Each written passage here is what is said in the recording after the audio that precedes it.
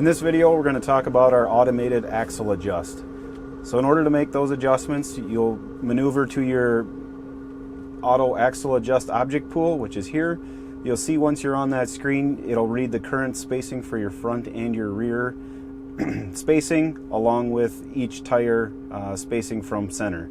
To make adjustments, there's a couple ways to do that. The first would be to come into your preset select, and you can have 5 presets loaded where you can just check the box and move the wheels to those spacings.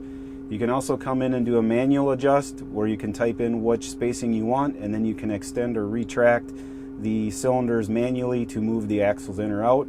And the last one is our spacing control. So here, if we just want to type in a new wheel spacing, we'll type in 160 inches. Click OK.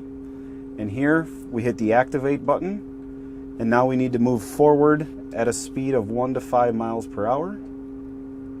And the axles will start to adjust on their own after hitting the axle engage button on the right hand console.